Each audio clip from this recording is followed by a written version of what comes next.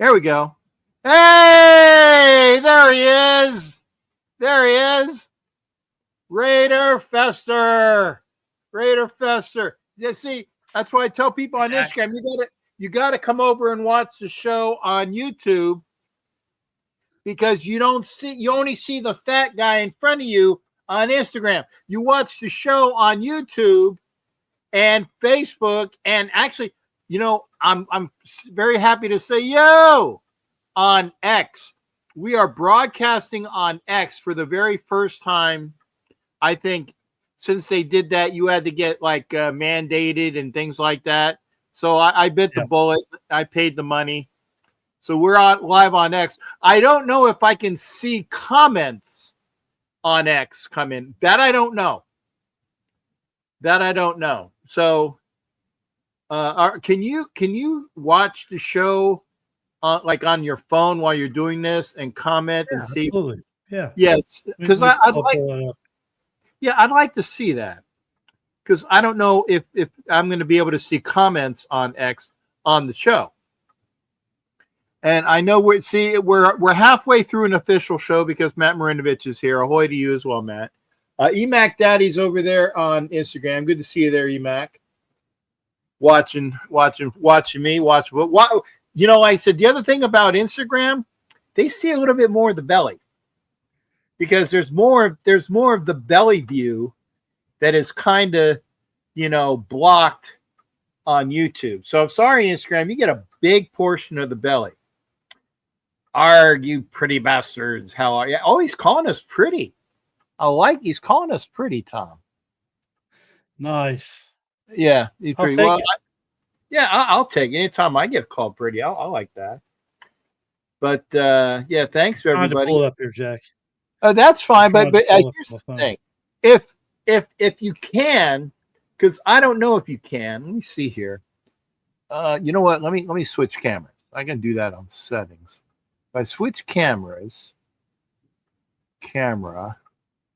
Okay, let's do the other one. Okay, there you go. Okay, that one's more on it. Okay, yeah, that one's more here. Yeah, I'm trying to figure out the best shot here without doing stupid shit. No, I kind of am doing stupid shit, but I'm trying. So let's get started. Let's get started. That is Raider Fester. Okay. And did you see the graphic for the show? Mm-mm. I got a picture of Jackie. Is it Jackie Coogan? Jackie Coogan. Yep. I got a picture of Jackie Coogan, and then I imposed your picture that you sent me over the top of that. So it has the the scruffy thing there. It looks good. Now I'm not a super artist, but it did look good. I'll have to do up a special photo for you with that. Yeah. I'll work with people at school. We'll try to get something where I have a lit light bulb in my mouth. Yeah, that'd be awesome. Yeah. Now I think there are, and I don't. Do you? Well, I know they don't have them anymore. Do they have whatever they had? What was the name of that place? The stores in the mall. It used to be for guys who smoked dope in the 70s and 80s, and they had the black light. Yeah. That store. They had light bulbs that lit up that you weren't electrical. So anyway. I can find some that are battery operated, no problem. Yeah. Hey, watch what you say about battery operated things. We don't want to offend people. That's true. All right. There you go, brother. So talk to me about the two most, and I'm showing my bias. Mm-hmm. The two most important parts of the Raiders team are the line, offensive and defensive, and you've done a lot of work on that. I'm gonna shut up and let you shine through on your studious. It's probably like a book. I know you got a lot of good shit on it, so I'm just gonna let you go. Hey, Well, Vic. Jack, the thing is, and we've talked about this, when Gruden first came in, the offensive line was good. The offensive line was stellar. And of course, we had Rodney Hudson, who was a Pro Bowler. They still had Gabe Jackson. They brought him in young, and they had some veteran pieces, but they put it together, and I was really feeling good about that. And of course, it translated a couple of years down the road toward a playoff, but the one thing that they hadn't done is they did not focus on the defensive line. They brought in, they tried to make a big splash at linebacker. They tried to make a big splash in the defensive backfield, but they never really, until Christian Wilkins last year, they never really made a big splash to bring in either through the draft or through free agency a defensive lineman. They had many opportunities to do so. Now, I know that Cleve Farrell, who was drafted number 4 overall back in 2019, spent some time at the defensive tackle spot. He did that willingly, but that was not his true spot. He played well there, but again, that's not a true D line spot. I think uh, Wilson, Tyree Wilson, is going to be asked to do the same thing this year. Now, again, he is more suited to playing an edge rusher position than a D tackle position. Now, if he can come in and make some inroads playing a D tackle spot, then that's great. That will help out both Malcolm Kuntz and Max Crosby. I'm going to go ahead and make a prediction right now, though, Jack, and you can hold me to this. Sure. I could be right, I could be wrong, but if Tyree Wilson does not make an impact as an edge rusher this year with the Raiders, he's out of the building.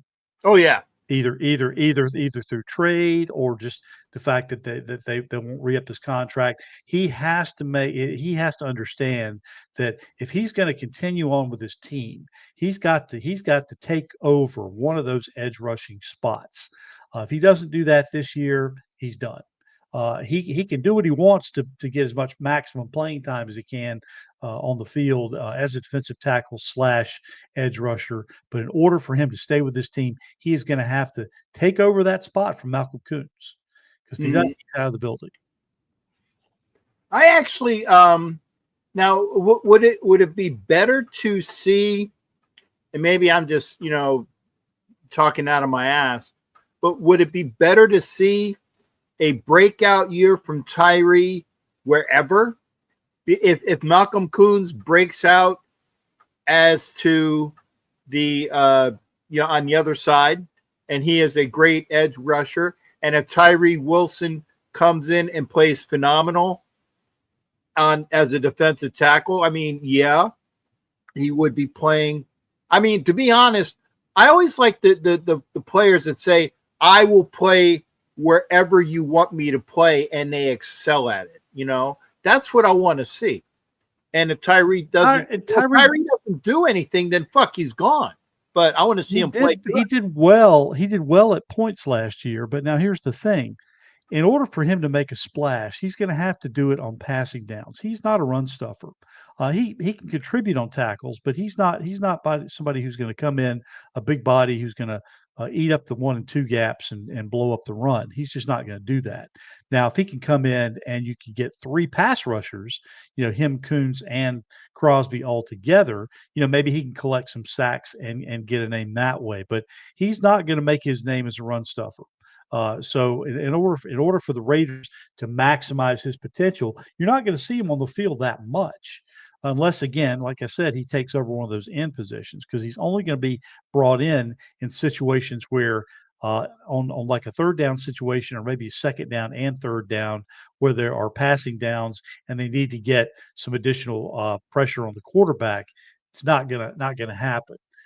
So again, now if Kuntz goes down to injury, there's an open window for Tyree to go ahead and land that spot. Now, since Kuntz has already had one major injury, and if they get burned again, they're liable to go ahead and just eat the rest of the money and give that position to Tyree. So again, he's got to know that the opportunity is there, but he's going to have to pounce on it when it comes to. He can get some additional snaps at the defensive tackle spot, but that's not where he's going to continue on to make his team.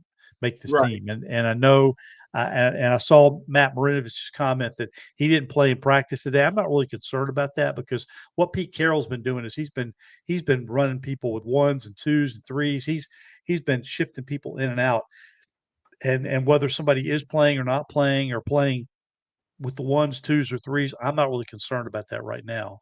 We'll see what happens. A lot of it we'll see once we get into the joint practices with the 49ers. That will get the first preseason game out of the way, and you'll see a lot when you see the joint practices between the 49ers and the Raiders, I think. Yeah.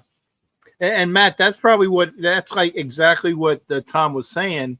Oh fuck! They scored another touchdown. I didn't see how. Who cares? Yeah, This is UFL stuff. This I yeah, mean, I looked at it earlier, and it's the Trey Lance show in L.A. and whatever. yeah. I mean, I It's a just looked scrimmage. up and I see touchdown. I'm like, well, did they at least work for it? Because Yeah, they who had knows? like, bam scores. I'm like, yeah, I don't know if they were. I mean, I don't care. I just don't like seeing the Chargers with numbers over whoever. It's one of those things. I know it's a bullshit game. I just fucking hate the Chargers. Yeah, it is preseason. I know, I know, I know. I always think back to, and of course, I'm living here in the D.C. area, and I always think about back when Steve Spurrier was coach of the then Redskins, and they went to Osaka, Japan, and they just absolutely waxed the 49ers, and they were like talking Super Bowl. This is the most amazing team I've ever seen in my life, and then they only won like 2 games all year. So Yeah. you can talk what you want about preseason, but nobody's going to show anything or get anybody hurt. So it's only the Hall of Fame game. They've only been in camp for 2 or 3 days, for Pete's sake. I mean, you're not going to see much at all. Yeah, and Steve Superior, and I am a Gator, and I love the old ball coach, I do. But Okay. Spurrier with Werfel worked in that game, I'm sure, because Werfel knew the offense inside out and backwards because he won the Heisman with the coach, and then he probably had a great game. But again, they were god awful when it came time for the real game. So again, it doesn't matter. It's a glorified underwear Olympics. There's people that are not playing tonight that are the real starters, and they're just sitting by like, Right. yeah. Who cares? Right. But back up in Washington, D.C., we always referred to Danny Werfel as Danny Awful. Well, the one thing he can say is, I got a Heisman Trophy. I mean, Yep. Chris Wenke can say that too. And Gino Torretta can say that. You stole it right out of my mouth. Gino Torretta, Mr. Heisman Trophy. There you go. Yeah. Gino Torretta, Chris Wenke, Danny Werfel, god awful in the pros, but they got and there was somebody that won the Heisman Trophy that didn't get a chance to stink it up in the pros, and that's Charlie Ward, who knew basketball was the better option. Right. Did Eric Bieniemy win a Heisman? No, but he was in Heisman contention. Okay, that's what it was. Okay. Yeah.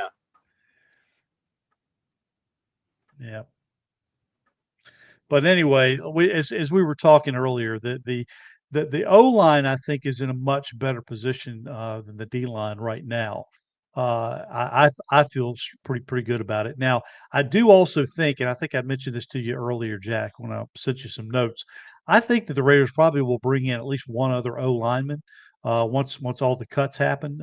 It could be a veteran, it could be a young player that they've kept an eye on, who either kind of made his way through the sieve in the draft, or somebody that they really have circled that they're waiting to see if they get released. So I see them possibly bringing in one additional person on the O line. I'm not sure about the D line, to be honest with you. They brought in Keandre Coburn shortly ago. Again, he might make the team depending on what Pete Carroll really is looking for. Whether he's looking for several 2, 3, 4 true run stuffers, and then the rest edge rushers and guys who can kind of fill out as rotational pieces. But we'll have to wait and see what Pete Carroll decides on that. Yeah, Coburn could possibly make the team. We'll just have to wait and see. Yeah, Matt, I forgot about my boy Tim Tebow. Yeah, but hey, Tim Tebow won a playoff game though. So yeah, he did. He sucked otherwise, but he did win a playoff game. Yeah. Not only that, he won a playoff game with Denver.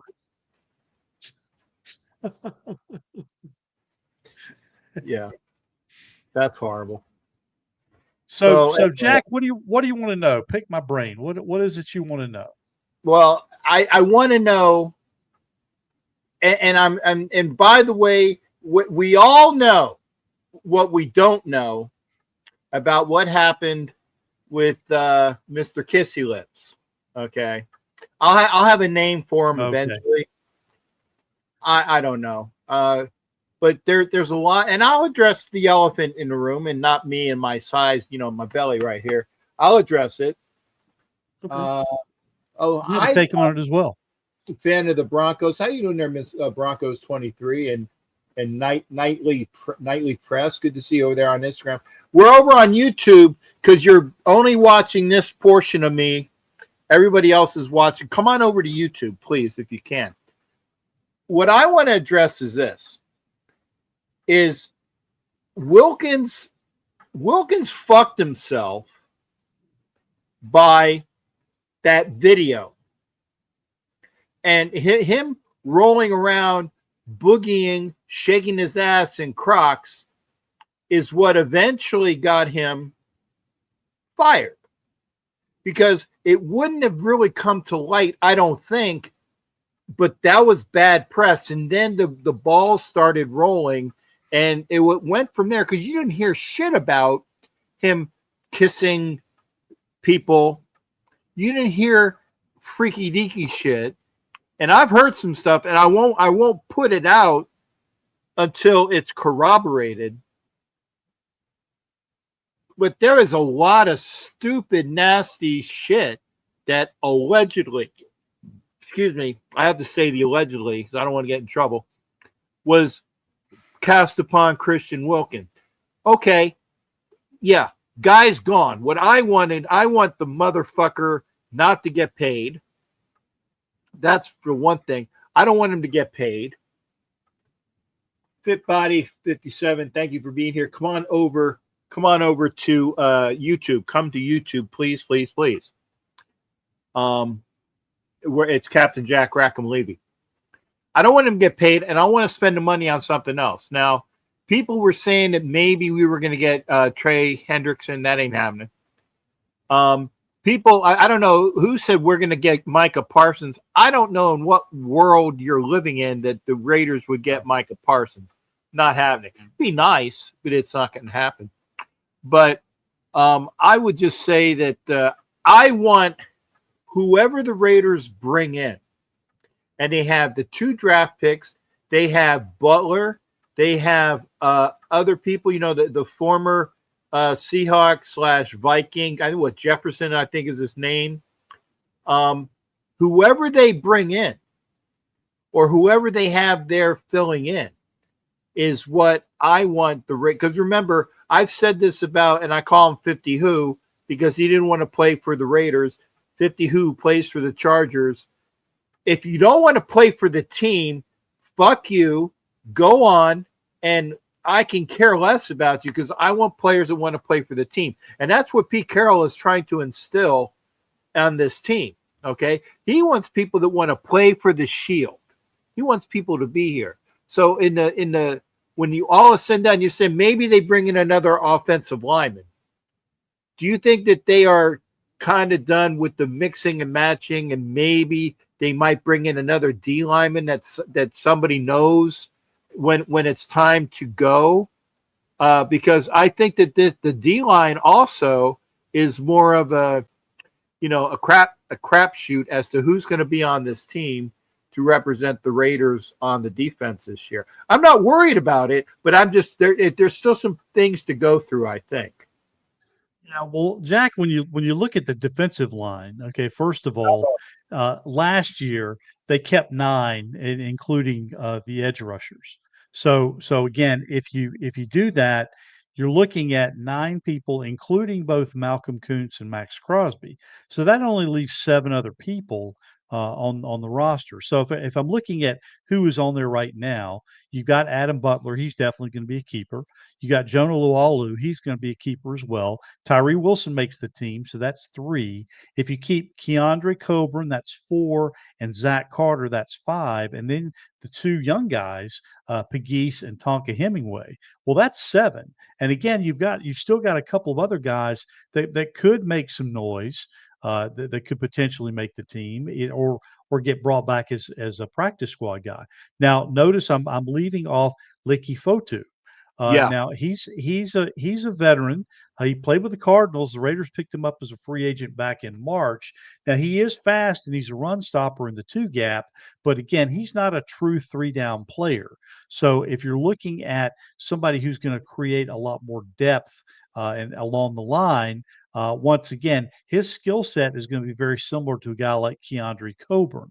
So you're probably going to keep either Fotu or Coburn, but not both of them if you're Mm. looking at that. So I give Coburn the edge over Fotu. So once again, you've got some guys that are pretty good who are not going to make the team, and that's not necessarily an indictment. Tank Booker, there's another guy who is I like him a lot. He's a young player, but again, he was brought in as a UDFA, 6'3", 345. He's got lots of starting nose tackle experience. He's a real intriguing prospect. But again, I'm not sure that he makes the team. He might possibly make the practice squad, but I don't see him making the roster. So again, you've got lots of guys here, young guys and experienced guys, but I don't really think you need to bring in an additional person uh, based on everybody that's in camp now. I could be wrong, but that's not really a position group I'm worried about as far as bringing in somebody else. Okay. So and I like your numbers. I like your numbers. You said That's again going with what they had last year. Now yeah. Pete Carroll may decide to go different. He may bring in a couple of extra defenders if they're people who are versatile who can also play special teams. So we will see. And Matt Marinovich says that Leaky Fotu has been filling in Wilkins' space. I don't buy it. In practice, I know that they've got him in there right now, but when it comes to actually making the team and the squad, I don't see him there. Now I could be wrong. I could be wrong on that, but I just don't. I don't see him there. Coburn has not been with the team all that long. I eventually see him moving into that spot. So again, like I mentioned, Fotu and Coburn are very, very similar. Now Coburn spent time in both Denver and Tennessee. Once again, he's a space eater. He's brought in primarily to stop the run. Once again, he's not a three down lineman. So Mhm. you don't have both Fotu and Coburn, neither one of whom are three down linemen. You don't have them both on the team and using up that additional depth slot. Just my opinion. Okay. I will say again, if you're on Instagram, thank you for being on Instagram, but you're only getting one portion of the shot. We have T3 Thom Jones, aka Raider Fester. That's the other guy that you have listening in, who's giving you a bunch of this because we're bouncing ideas off of him. So if you're on Instagram, please come over to YouTube and get in on the full conversation. I think about those things. So again, thank you there, IG folks. Love you there. Love you. Love you. Come on over to YouTube. James Farrell asked the question: is JPJ Yeah, moving to guard? Nope, I was going to nope, ask you. nope, nope. I was going to ask you. He has got that center position locked down. He's Max Crosby's guy. He is the yin against Max Crosby's yang Yeah, on the defensive side. yeah, So they're like running buddies now, and I think JPJ's got that center position nailed down. Now the only question is who takes it if he goes down to injury. It could be Meredith, it could be Parham, it could be a combination of those two. I think it's yeah. probably going to be one or the other. I I think like Parham as a backup. I do too. But you know what? If Meredith is running plays as the center, then to me it says, okay, well, because they like beef there, and Meredith is a lot beefier than Parham, and that's why I said Parham might not make, if we're going down for all of the people, because remember how you went out and you said, well, if you count the numbers on the D line, okay, let's do the same thing on the O line, okay, and you're either going to have 9 or 10, because sometimes you have that guy that is there, and then if you go by what Winchell is saying, because remember, I don't want to lose Cam Miller to the practice squad. I think you have to keep him on your 53. I think Cam Miller is, so that basically it's Cam Miller and 52 other guys, and then you got to keep him on him. So that's what I'm saying. But if you're going offensive line with obviously Colton Miller's there, you just signed a fucking extension, and great for you, Colton. I was seeing if they were going to do that or not, and it is. So you got Colton Miller, you got JPJ, you got Glaze. Those guys are penciled in. So those are 3 guys right there. Then you got Meredith, who I think is probably going to stick. Kappa, maybe he might be just a camp body at this. I know he had a lot of money that was guaranteed, but is it only the one guarantee, or can they piss it away? I don't know. Maybe Kappa stays with that big cap Kappa for that contract, but and then we're talking all the other. And then you got the two new guys, the rookies. They're fucking making the club. Rogers and shit, I'm forgetting her. They're 99, 98, and 99. The 98 pick and the 99 pick. So they're on the team. I don't know. And by the way, the big Samoan, he's on the team, and he doesn't count against your 53 because he's developmental. So that's another guy. So he doesn't even count on your 53. Charles Grant was the other guy you were talking about. Charles Grant. Good. Okay. Well, I'm glad Parham got some weight on him because he was undersized. And so, thank you for that information, Matt Marinovich. So, if Parham's got some weight on him, Meredith. There's another guy they've been working in at guard as well. That's Thayer Mumford. When Mumford went out for injury and lost his tackle position, when they brought him back in, they started working him in at guard, and I think they've almost kind of figured out now that he's a better guard than he was a tackle. So there's your dilemma, because you've got Parham, you've got Kappa, you've got Meredith, now you've got Munford, and you've got Caleb Rogers as well. So you've got all these guys who are really, really good guards or potential guards. So if you throw that into the mix and then bring in another guy through cuts who is a swing guard tackle, that really murks things up a little bit. So again, I like all the guys they have in there right now. Not all of them are going to stick. We'll see exactly who stays and maybe who gets stashed on the practice squad. As Jack, as much as we've talked about this guy, Dalton Wagner, as much as I like him, thank you. You read my mind. You got to see him play. I mean, he's been almost 2 years now, and here's a guy who's just a huge specimen. And you think, man, if he could just unleash the beast, you'd be talking championships. But I just haven't seen him play. I haven't been able to document enough to know whether they should just cut bait at this point. Again, at this point, based on seeing all the other guys progress in camp, don't see him making the team. And I don't think that they would stash him on the practice squad, because you've got the 2 rookies. If they don't make it, would I think ideally be practice squad material, because they are guys that they picked. So we'll see how that pans out. But I really hate it, because I like Wagner a lot, and I thought really he had a chance to make some noise on the team, but just haven't seen anything. Yeah, and actually, that's a good next question. Is there somebody, like, because you have the 2 guys that we drafted, actually the 4 guys we drafted. I'll go on the line. You got Rogers and Grant, Pegues, and Hemingway. Mm-hmm. I'm sorry, I can't see them going to the practice squad, because then you offer them up for hang on a second. It's like, let me just send. I said I will call it there. Yeah, he doesn't probably realize that I'm doing a show. It's that I can't see any of those guys going to practice squad. I mean, No, and Jack, in the detailed report that I sent to you, I have all four of these guys making the team. mm-hmm. Uh, Pegues and Hemingway on the defensive side, and Rogers and Grant on the offensive side.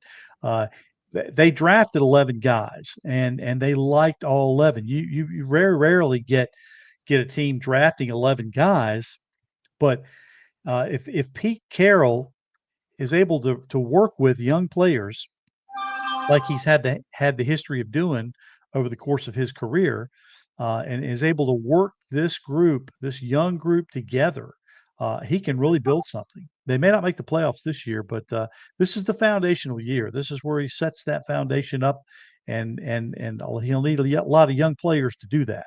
And I see all four of these guys making the squad. Like you said earlier, I see Cam Miller making the team. Now, again, here's the question. Right now, Aiden O'Connell's your backup, but now do you keep two quarterbacks or do you keep three? If you keep three, then you've got Aiden O'Connell there as your backup and Cam Miller, who's protected and he won't get poached and picked up by somebody else. I think if you put him on the practice squad, he's going to get picked up by somebody. Right. I believe in him that much. So the question is, do you go ahead and carry three quarterbacks into the season, or do you just carry two? I would say that you got to carry three. You got to carry three. That's why I said it's really, that's the team. It's Cam Miller plus 52 other guys. And you guys might say, well, that's funny. I said, okay, well, if you don't want to look at it that way, then it's Geno, Cam, and 51 other guys, because that's your current who is your team, the guy that you are hoping might transform into that person, and the rest of the team is Geno, Cam, and the rest. And that's just the way it is. I hate saying it. Yeah. You've got to have a young guy who can at least carry forward, regardless of what happens with Geno, how many years he's here.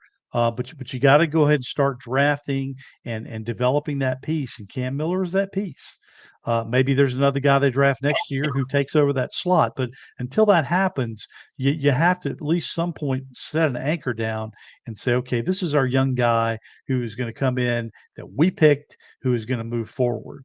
Aiden O'Connell's not that guy. Now, if something were to happen today and Geno Smith were to go down to injury and somebody would have to start, then that would be Aiden O'Connell.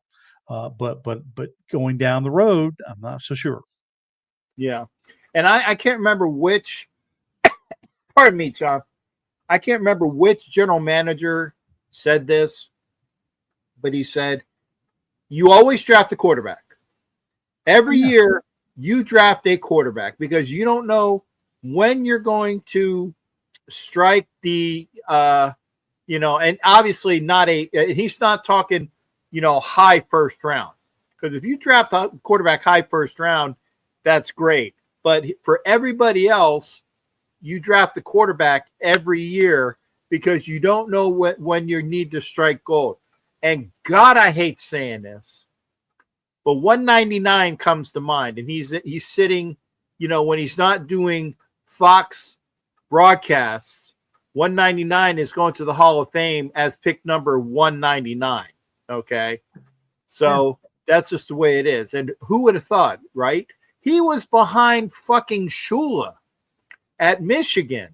Shula's kid was the starting quarterback, and Brady was the backup. Okay.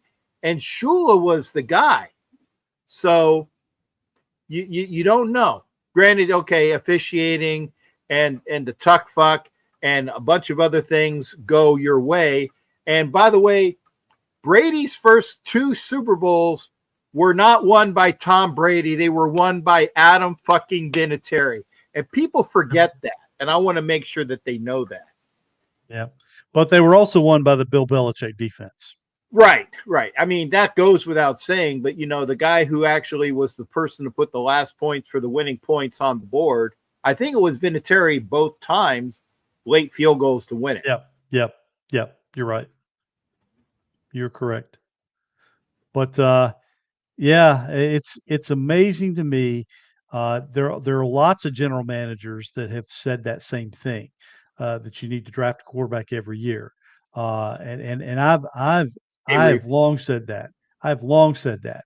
Even if you pick up a quarterback in the fifth round or sixth round, or bring one in as a UDFA, you've got to do that every year. And Gruden, you can say what you like. And again, I like Gruden as a person. Gruden is a fun soundbite. He is a fun coach to watch, but he is not a great talent talent No, evaluator. yeah, that's easy for you to say, literally, Yeah.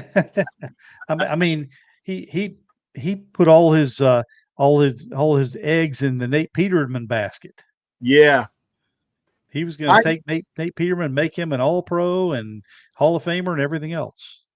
Yeah, I think that when Gruden comes back to the NFL, because it's coming, folks. Gruden is going to be an NFL head coach.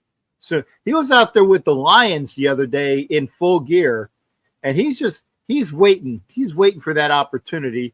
And God love him, but God help the team that he goes to, because he's like Harbaugh. He's got a shelf life, and people. He's rah, rah, rah. He's kind of like a combination of the best of Antonio Pierce, rah, rah, rah, and the best of Harbaugh for a couple of years of getting people to do their shit that they need to, but then you burn out on them. So, good for John Gruden, but I'm sure that Nate Peterman's going to be his quarterback's coach eventually, because he just loves the guy.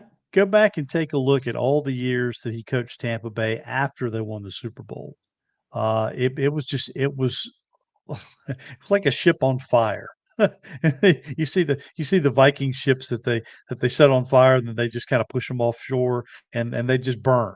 They're sitting there in the water, and they just burn. And that's Fire. that's what Gruden's teams were doing. Yeah. He's opening boxes online. Okay, I don't watch online. I'll take your word for it there, Sean. But the Dodgers are the Dodgers are playing this weekend, and okay, I might have to go to the game, man. Okay. Yeah. Matt's saying that Gruden's going to be the next coach of the Saints. Well, right. Shit. Who is that? I mean, it's that the guy that they have as the coach of the Saints was the guy that got a lot of. It was a controversial pick. I can't remember who the fuck it was. It was an old Dallas coach. It was Dennis Allen before they let it go. Yeah. Dennis Allen got canned, but was it the Dallas guy? Kellen Moore, right? Yeah, Kellen Moore's the Kellen Saints. Moore? Okay. Yeah. Kellen Moore. Yeah. All right. But yeah, I think that when Gruden goes back to a coaching job, you can almost guarantee you he ain't calling Cindy, his wife, first. No. He's calling Nate Peterman. He's going, Nate, I love you, Bubba. Come work for me. Yeah, because they're tied together like Rumple and Stiltskin, man. Cindy Gruden will still be one of his audible calls, though. Yeah, next call. It'll be like the next call after that. Like, hey, what's for dinner? Yeah. He'll probably have Derek Carr as one of his audible calls as well. Wait. Sharif's in here. Remember, Tom, when you talk about said person, it's Derek Dallas Carr. Derek Dallas Carr. Okay. Yeah, that's for you, okay. Reef. That's just for you. You're the only one that gets that type of. Well, Kenna, when he talks about McShitnuts for McDaniels, I do that for him. Mm-hmm. But Hall of Fame? Fuck no. The Hall of fuck. The Hall of knock on wood if you're with me, maybe, but no, not the Hall. I like to refer to Derek's brother as David Grass Carr. That's it. because the grass is what he got intimately familiar with during his first couple of years The with the Houston. grass is always greener when In David your Carr face. gets planted into it. Yeah, Yep. yeah, Yep. that's for true. It's he should, I love it. I love he it when they bring him on as an analyst for NFL games and they introduce him as Super Bowl winning quarterback, David Carr. I like man, that. yeah, I tell you. And it's like I don't remember him being a. So yeah, he for folks who don't remember, he was on the Giants. So Yep. yeah, and so Holding behind, the clipboard. yeah. Hey, not a bad gig if you can get it. Not a Not bad a bad gig gig. at all. Yeah, and the Lions, the Detwa Leon, as I do on my show, has coughed it up to the Garglers again. So I told you we would keep you. And that, I guess that was like one of the one. So the Garglers had the ball. They punted to the Trois Lions, and they have a fumble on like inside the 5. So the Garglers are in second and goal now. Oh my God. Anyway, Yeah. You'll get a lot of excitement watching these highlights. yeah, I guess I'm not worried. I'm much rather having a better time listening to you, Tom, because again, Tom did a lot of hard work, and no, all kidding and no kidding aside, being the scholar that he is, and he is a teacher, so he does a lot of prep work, and that's one reason why. First off, it would be good to be a teacher, but I tell you, I told you, the kids nowadays, I'd be in fucking prison with the kids the way they are nowadays. Because I almost got put in prison as a substitute, with my anger issues. So yeah, I couldn't. You got to beat them at their own game. You got to beat them at their own game. Yeah, but I would be beating them like a fucking whipping stick. So I'd be. And in the news today, another teacher was put in prison for homicide. Anyway, That's okay. I'll just teach them all about Christian Wilkins. This is what you do not do when you are a professional. That is correct. Now, who was saying that they said that they think that Christian Wilkins is going to the fucking Chiefs? Nah. No. Here's the thing, folks, and I've seen it, and I'll say this, and then I'm gonna. This is the one snide comment that's long-winded, and then I'll bring it back to you today. There was a gentleman by the name of Terry Kirby. Remember that name? Remember Terry Kirby? Terry Kirby. Terry Kirby was cut by the Raiders after the Super Bowl debacle. Okay. And I can neither confirm nor deny, but he was cut for a reason. And I can't say, I used to say what the reason, but I can't say if it's for true. But let's put it this way. Terry Kirby was cut by the Raiders. He is signed by another team after the Super Bowl when the Raiders cut him, and he gets cut by the other team before they go to camp. Okay? The reason why I say that is because the word got out that of what infraction Terry Kirby did while he was a Raider during Super Bowl week that I can neither confirm nor deny. But the point is when the word got out about what said infraction took place, Terry Kirby gets cut by another team before he even gets a chance to perform. The reason why I say that is because when the shit about Christian Wilkins comes out, that I've been told, and I neither confirm nor deny or hearsay, but when the shit comes out about Christian Wilkins's escapades, and if he gets signed by somebody, and if the shit gets turned around about what it really happened, he ain't sticking with that team either. So there you go. Do you know who brought Terry Kirby in from the Raiders? John Gruden. Yeah, absolutely. Yep. Yeah. John Gruden. And that was the end of his career. Yeah. So Now he had some injuries there, but again, that's unfortunate. yeah, I can neither confirm nor deny, but that's there you go. Well, I will say one thing. If Christian Wilkins ends up with the Chiefs, Chris Jones will kick his ass.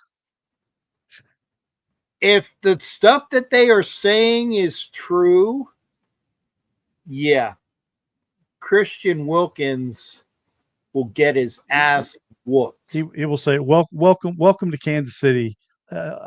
Chris Jones has requested a closed door meeting with you for 5 to 10 minutes. Oh, I know what you mean, Ed Winchell, because you've heard my story before concerning said Raider that was cut.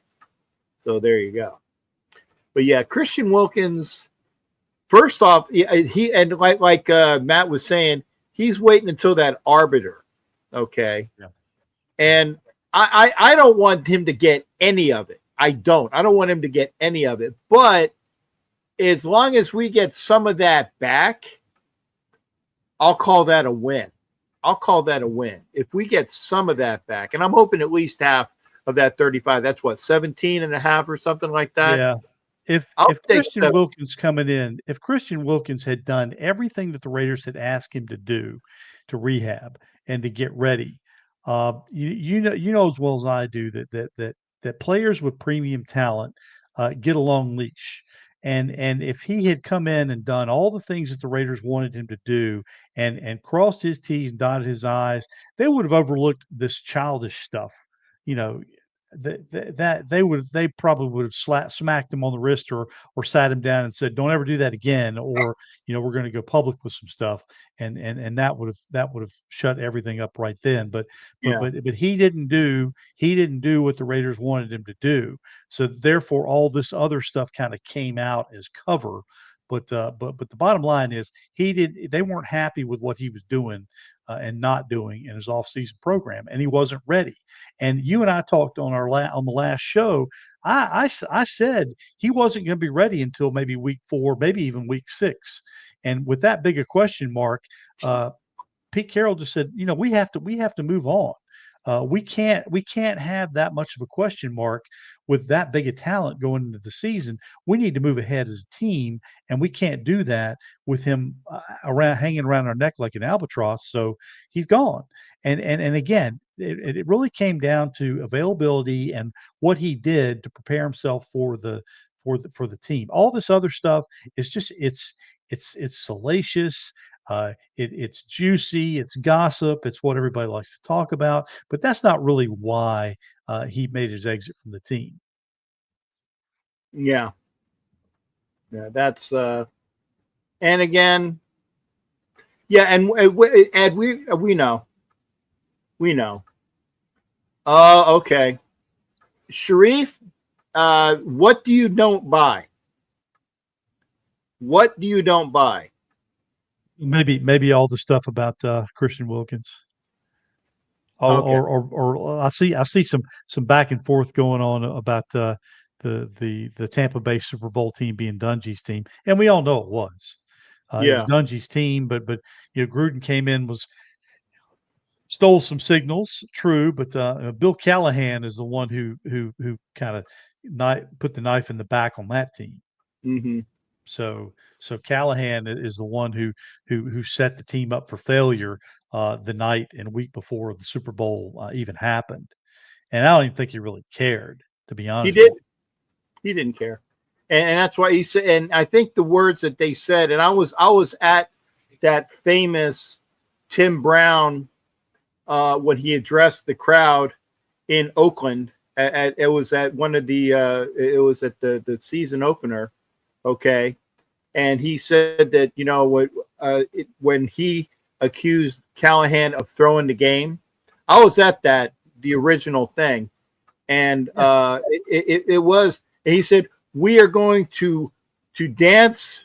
I can't remember what the real word. We're going to dance with the woman that we got, or we're going to bring the woman that we brought to the dance and dance with her. He did not change any of the plays when Tim Brown and Charlie Garner explicitly told them to fucking change shit up, and he didn't do that. He didn't do that. Yeah. And yeah, Tony And if you Dunn. go Tony back, if Dunn, you go back and yeah, look at if you go back and look at the tape, the Raiders defense held their own during that first quarter.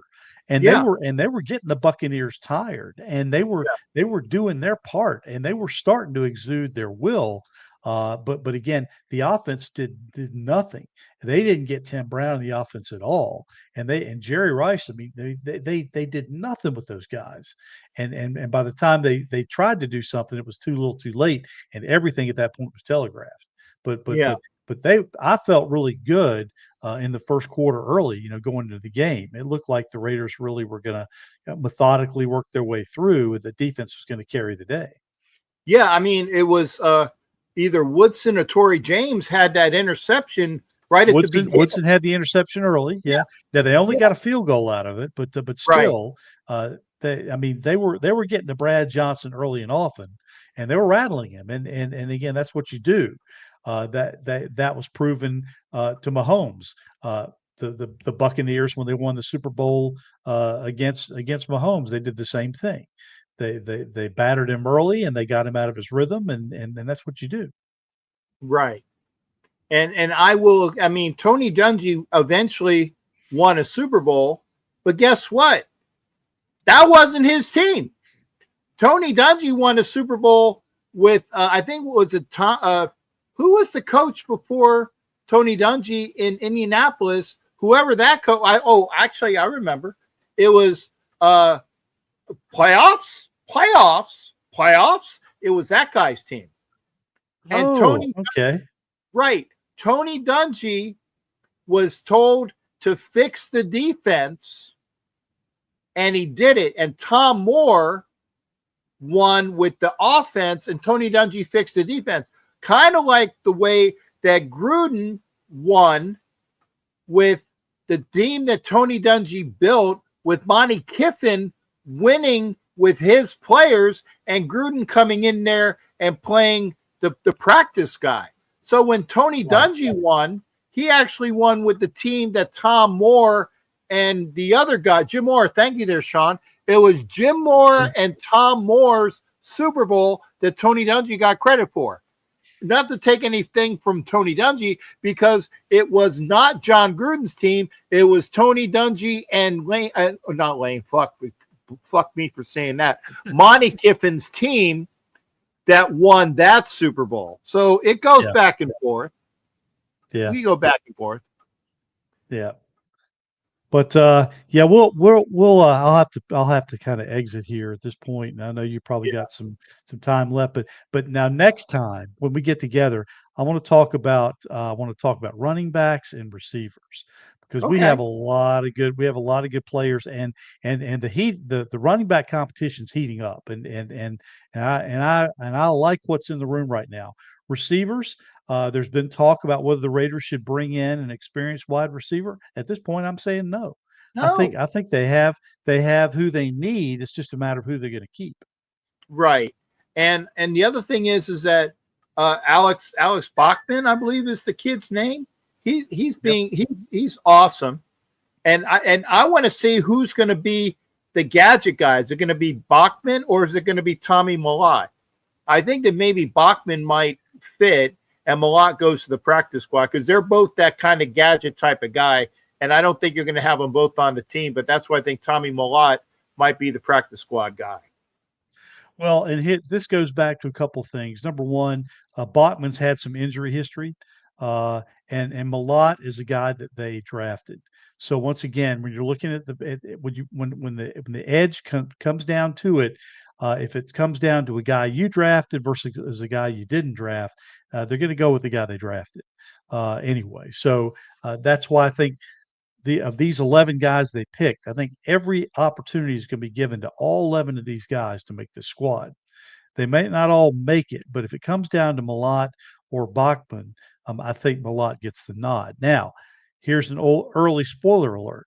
I think the Raiders are going to keep 3 tight ends on the roster. Okay, because I've heard good things about that third tight end too, and they kept 3 tight ends. Thomas is good.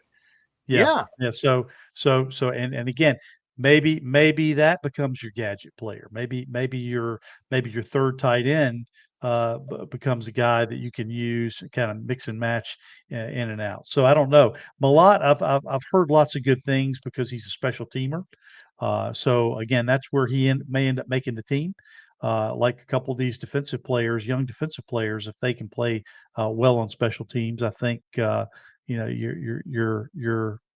looking kind of that way.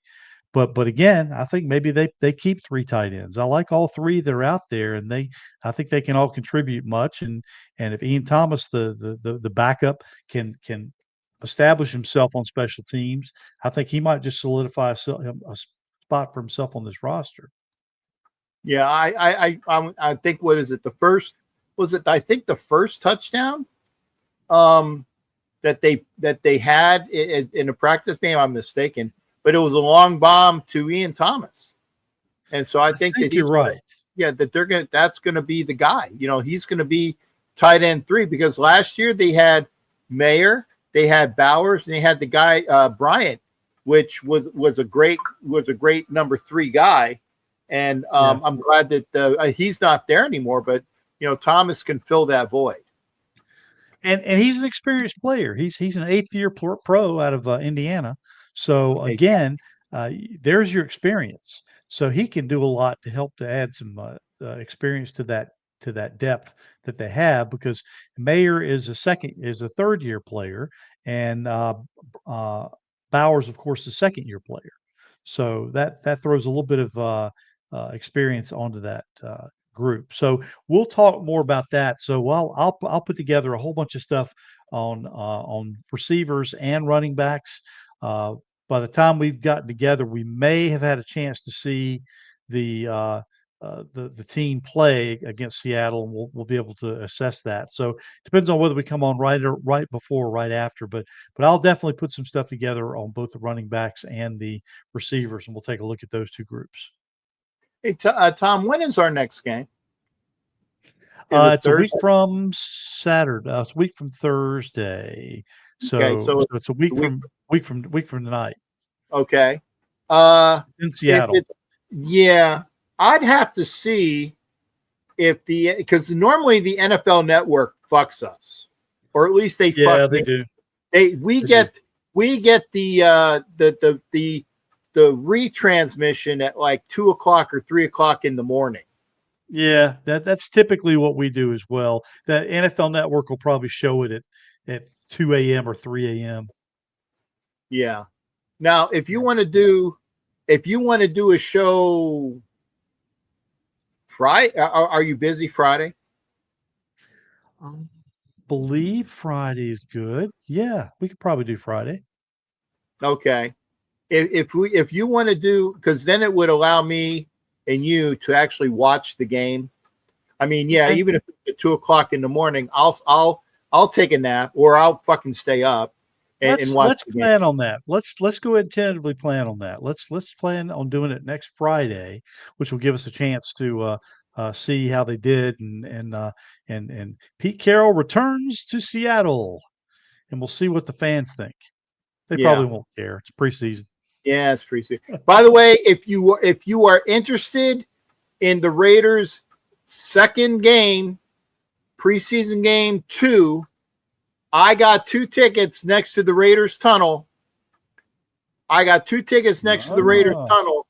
I'm putting them up on Ticketmaster, but if you want to avoid all the bullshit with Ticketmaster, I will take $6.50 to me. So it's $3.25 a seat, and you don't have to pay all the bullshit Ticketmaster fees. So if you want to sit literally next to the Raiders tunnel, it's row 6, but it's really row 5 because row 1 doesn't exist. I don't know why. For those who haven't had a chance to go yet, I encourage you to go. And summer's a great time to go. I know it's hot out there, but Yeah. the facility is beautiful. I mean, it the way they situated the stadium in relation to the strip, it's just perfect.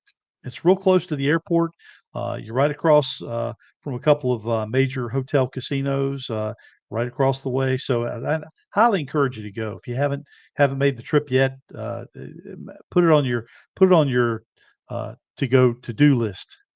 Yeah. Yeah. So if you want those tickets, get with me immediately, because I'm going to put them up on Ticketmaster, and on Ticketmaster you're going to have to pay that fee plus all their bullshit fees. Okay. Yep. I Yep. might put them up on TickPick. We'll go, but that's what I'm saying. It's like, yeah, I would say take the You did say tick pick, right? TickPick. Yeah, not dick pick. Holy God. Okay. Yeah. No, you're not going to get a dick pic. It's 2 tickets on TickPick. Got it. Well, listen, Jack, great getting together with you tonight. Let's go ahead and tentatively plan next Friday. That'll give the Raiders a chance to get that first game out of the way. Let's keep our fingers crossed that there's no injuries, Yes. and let's continue to see these guys progress, and maybe we'll get a better understanding of where the team is in terms of what we're looking for, and who has a good shot at making the team, and who maybe practice squad guys, who maybe guys that are packing their bags to leave, and any other open potential spots we may see. But Got but it. congratulations to Colton Miller. Uh, Yeah. well deserved. Well deserved. Now longest tenured Raider outside of Sebastian Janikowski, going all the way back to the beginning of the century. Wow. Yeah. Yeah. Okay. So, Yeah. and he's definitely the last Oakland Raider, isn't he? Yes, he is. He is. And Derek Carr was in on the team for 9 years. So when Colton Miller plays next year in 2026, he will have tied Derek Carr, but now he's already signed a 3-year deal, so he's going to be beyond that. So congratulations to him. Looking for great things for this coming season. And Jack, I'm looking forward to getting together again with you next week. So Yeah. Ed says Friday's good for him, so hopefully it's good for the rest of you guys too. Good. All right, So well, listen, Friday, everybody, take care. Take care. And as I leave, for those of you who are still on YouTube, there you go. Raider Fester. Yeah, and go to Spencer's. That was the name of the store, Spencer's. Yeah. Get one of those. I'll have light bulb. I'll have a lit bulb. I'll have a lit light bulb for you next week. Yeah. Can't beat that shit with a stick, man. All right. Listen, take care, Jack. Take care, everybody, and we'll see you next week. Hoorah. Hey, right. Tom, thanks again. There. Be well. Be well. My pleasure. T3 Raider T-Bone on Twitter. Let me get T3 Raider T-Bone on Twitter. Raider Fester. Bruce Davis, thank you for being in here. Good to see you. And save me a spot. Should be on at least 7:30 or 7:40. I'll let you know when I'm out for it. Okay. But there goes the show. I know. Yeah. So you only got me now. And I will be on here for a little while. So if you got something to talk about, okay, here's what I'm looking at. Eric Allen, okay, 21 on the Eagles. Because who is his favorite player? Cliff Branch. Oh, in fact, and then he wore 21 as a Raider. So it was good to see. It's good to see Eric Allen, EA in the Super Bowl. I'm glad that we saw that. The Garglers are kicking the Lions' ass. But and I mean, yeah, the Lions are a really good team, but they're going to come back a bit.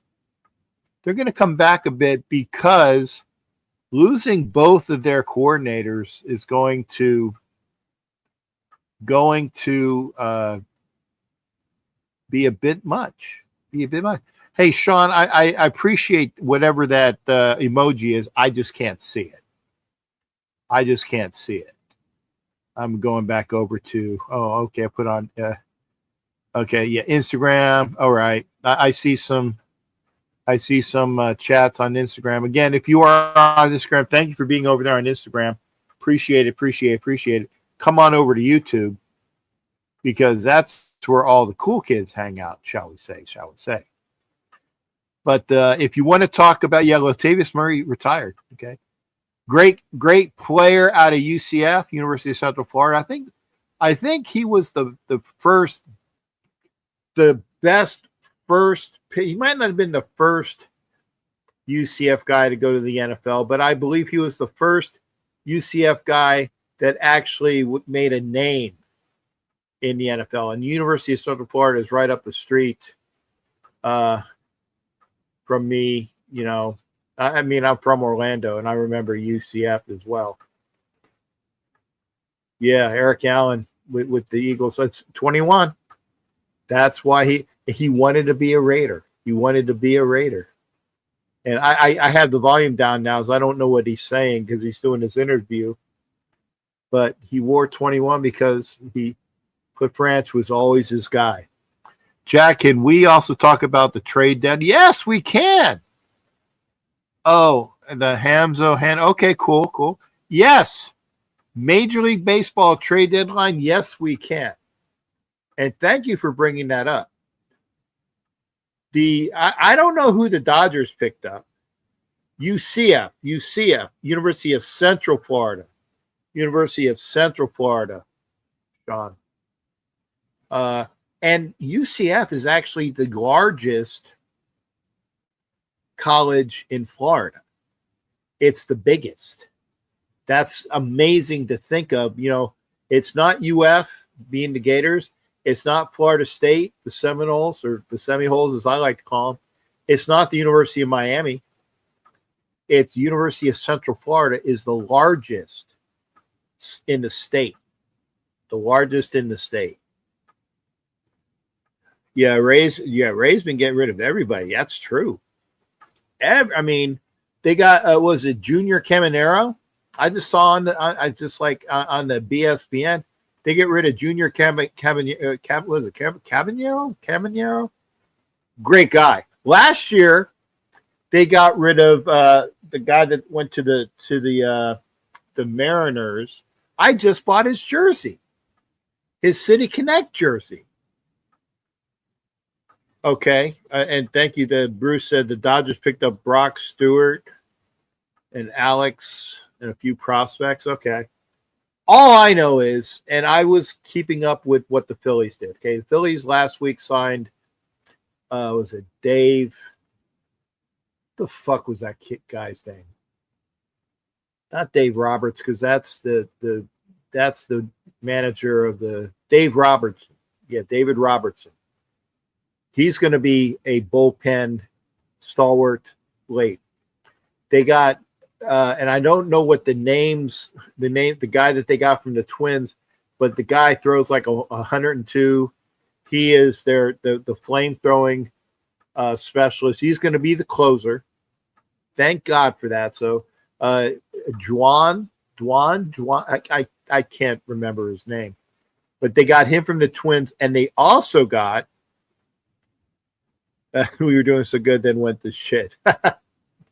Yeah, Sean, like I said, the Rays were just going up. Dwan, yeah, the closer. Yeah. So they get the closer from the Twins. Then he ended up getting the outfielder from the Twins, who is a very good defensive outfielder, but this year actually showed some pop. So those were the Phillies needed that, right? And so they don't have to worry about moving Harper around or moving was it Alec Boehm around, because they were going after the third baseman from the Cardinals, or sorry, not Cardinals, from the Diamondbacks, but he ended up going to the Mariners, I think. So they don't have to move, Harper around, which is good. I don't want to move Harper around. I get these notices on my Instagram. Sharif, Sharif's laughing at something. Whatever it is, Sharif. And Sharif is a Yankee fan. He is, of course, he's a Yankee fan. He's from he's from the Bronx, right, Reef? If I'm going to New York, and I say this, if I'm going to New York, I'm hanging out with Sharif just because, okay? He's a New Yorker that knows New York. Nobody's going to fuck with Sharif because he's fucking Sharif. I go and hang out with Sharif. Now, if I'm going into, what part of the Brooklyn, right? I'd go hang out, with the Hasidim. Oh, you're in Brooklyn. Okay, I'm sorry. But still, if I'm going to Brooklyn, I'm going to hang out with the Hasidim. I'm still taking Sharif with me. I'm taking Sharif with me. Ain't no fucking Hasidim going to go fucking fuck with Sharif in Brooklyn. Yankees picked up Botter from the Twins. Okay. Yeah. Okay. So, but like I said, the Phillies got some people. I know the Dodgers got some people, but they didn't get too many because they're set. The Padres picked up Mason Miller. The kid throws like 102, 103.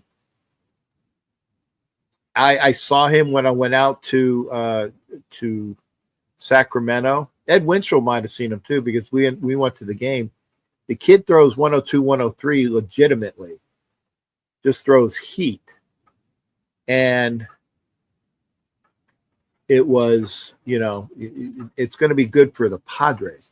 I was just making sure that the fucking Mets didn't get him. The Mets got a couple people to help them too.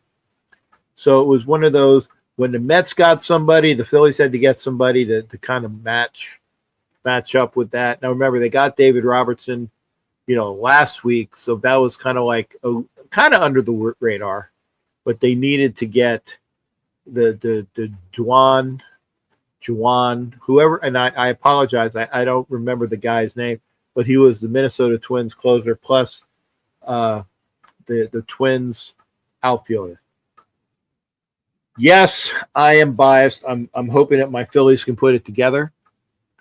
Obviously, it's good. I think it's still, and the Brewers beat the living crap out of the fucking Cubs in what they swept them in a 3-game series. Okay, the Padres swept the Mets in a 3-game series, which is why, Jimmy Farrell owes me $10. If you were on the show the other night. If you're on the show the other night and Jimmy Farrell said that the fucking Mets would be up by 4 games in the next week, and I said no, adamant, no, they were not going to be. Well, they're not. The worst, even if the Phillies lose the next 3 games, even if they lose the next 3 games, the worst they're going to be is 3.5 back, which is not 4. Oh, Mike, yeah, thank you. The Mets got Helsley. That's a damn good name. That kid can throw too. So I think the Mets and the Phillies mixed and matched, arms, live arms. And Helsley from the Cardinals is a great player that's going to help the Mets out. So you got, okay, yeah, I will say it. My Phillies and the Mets, the Dodgers, the Padres, don't sleep on the Padres, the Brewers and the Cubs. So all 6 that I project to make the playoffs in the National League. Wow. It's going to be great teams. All of them are great teams. So is this Hooker? Let's see here. Yeah, it is Hooker. Hooker. There's. I think that there should be. Oh, Brent Musburger. Oh, okay. So yeah, I was wondering what he went in the Hall of Fame for. So yeah, he's the radio TV guy. And Brent, good for him. Right now they're showing a picture of him hanging out with Joe Namath ahead of Super Bowl III. The pool scene where Joe says, I guarantee you, we're gonna win." Yeah, that was good for Namath and good for Brent Musburg. Don't sleep on Don. Yeah, okay, and thank you for that, Mike. Don Webb, Cincinnati Reds. I'm not sleeping on him. I'm not, Mike. But in comparison to those 6 teams, how many teams make the playoffs? Is it just 6 or is it 8? I gotta see what it is. If it's 8, if the Reds get in, then okay, then they're viable. But I think that if you count those 6 that I spoke about, one of those 6 is going to win the National League crown. But yeah, Cincy Reds, I'll agree with that, Mike Sarah. Not to besmirch the Reds, but they got a long way to go up. Cubs, I was young, is Sean Dunston. I remember that. Dawson. Oh my God, yes. Played for the Cubs. Played for the Expos. I got a couple baseball cards. Rhino Sandberg, Harry Carey. Hey, look at that guy. Actually, I call these my Harry Carey glasses because they're big. Like, hey, look at the sombrero on that kid. Oh, 3 division winners and 2 wild. So it's only 5. Oh, okay. So one of those things is not going to be it. So thanks, Mike. If you want to talk tonight, and I will put this up. Obviously, if you are watching this, if you're on Instagram, you're not gonna see the link. There you go. Holy cow! Oh, Harry Carey. What are you? Like I said, these are my Harry Carey glasses. Big frames. And I tried to describe this when I was getting these glasses from the Division Center. And I was trying to tell her about Harry Carey, and she, young girl, she had no clue who it was. And then I said, well, and I was trying to say that Will, what's his fucking name? The guy from Saturday Night Live, Will Ferrell, did a fantastic Harry Carey impersonation. And I couldn't do it justice. Oh, in each league. I got you. So I'd like to welcome to the show in just a couple minutes my favorite shipmate, Sharif Saleh Khan, a.k.a. Black Nanos. Reef, give me a mic check there, brother. Mic check 1 2. Mic check 1 2. I'm good with the mic. How you doing, Mara? All right, I got a few minutes to chime in with you, good brother, before I venture out into the night. Be safe. It's New York. Yeah, I appreciate that. Almost as dangerous as Palm Beach after midnight. But anyway, that one went over my head. I don't. You'll have to explain. I know it's a good joke. Yeah. I didn't get it, but you'll have to tell me about it. I missed it. Yeah, I'll tell you off the record. Okay. Okay. Yeah, caught your show maybe within the last 30 minutes, give or take, as I was busy doing some things. Of course, football fans everywhere are excited as this is the ceremonial inaugural start of the season, if you will. I'm not watching the exhibition, but it's a sure sign that things are about to get serious. With that said, Kat, the biggest news for the Raiders as of late is Colton Miller being extended, which didn't necessarily surprise me, but the timing raised a lot of suspicions for me personally, because I had to ask myself, well, what was their plans for Colton prior to all the Christian Wilkins drama? Because you're talking about our senior O-lineman at the most important position, LT, with a bunch of neophytes and second-year kids who are still basically learning and trying to gel and grow. So he's easily the best lineman we got, in terms of experience and everything else. And yet it took them till after canceling the voiding the contract of Wilkins to feel comfortable enough to extend Miller to 42 million guaranteed out of 66 for the next 3 years. It's peculiar that you let a decorated veteran like him wait to basically the eve of August. You notice we took care of Max Crosby as soon as he started pouting, no sooner than the season ended. Because he was saying a lot of cryptic things. Well, I see a lot of my ex-teammates in the playoffs, and I love this place, but I want to win too. And there was the Detroit rumors, so the Raiders addressed that quickly. Colton, on the other hand, and it also makes me think about what you and the gentleman, a brother just left who was on the air a little while ago, was talking about the whole Wilkins thing. And I don't buy that it's about the injury at all. Because honestly, any professional athlete, baseball, hockey, you name it, NBA, they have a right to a second opinion. Yeah. You cannot dictate to or tell a human being what they feel in their body. And he did concede and have a surgery in February. Now, it would have been different if he had no surgeries whatsoever. Then we'd be like, okay, what the hell is going on here? So, Sharif, wait a second. I agree that the injury thing is, I don't think it's bullshit, but it was the cat being let out of the bag where he's fucking shaking like you said this, shaking it ass, right?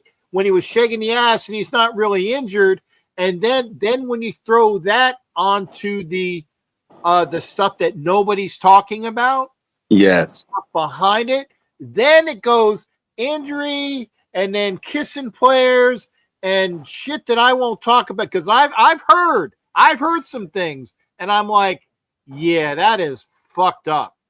Right. So, yeah. And I trust your discernment, Cap, and I know you're kind of tapped in. To that point, though, that I'm kind of tapped in too. Remember when I told you about Antonio Brown a few years ago before it was official? Before anyone knew? No, if even though that didn't pan out, but after this, and I'll see if you heard the same thing I heard. However, I don't want to entertain salaciousness too much, but it does raise the question. Yeah, I was outraged at the video, but we didn't know all this other stuff at the time of that video. So a part of me was thinking maybe Wilkins' motivation was he's trying to show people he's getting better or improving, because his foot wasn't in a boot. On top of that, he was wearing basically slippers or Crocs, which really offered no type of support to the ankle or feet whatsoever. So he wasn't even wearing protective footwear, if you will. So, but that doesn't necessarily mean he can go out there and play an entire game right off the bat.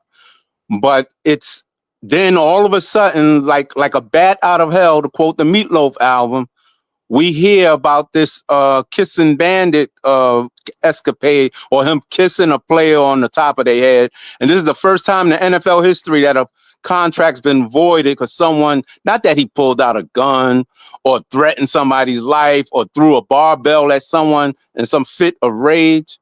He supposedly kissed someone on top of the forehead who, for whatever reason, took umbrage to it and ran the HR. The old rules of men settle it like men behind closed doors, keeping it in the locker room, all of that went out the window.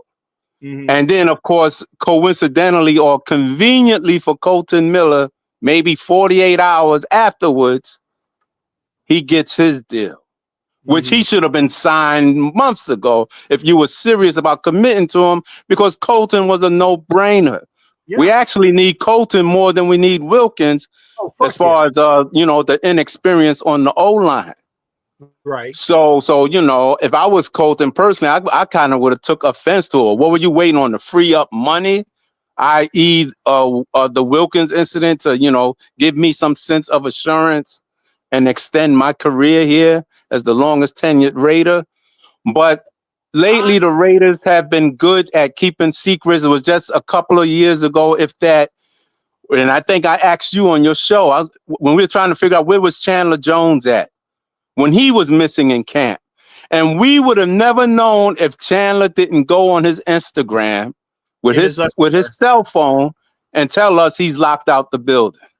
Yeah, yeah. So go ahead. Wait, Shreve. I'm saying that is the shit that's killing people nowadays. It's the instant world of you. Look, we got you on tape doing shit instantly, right?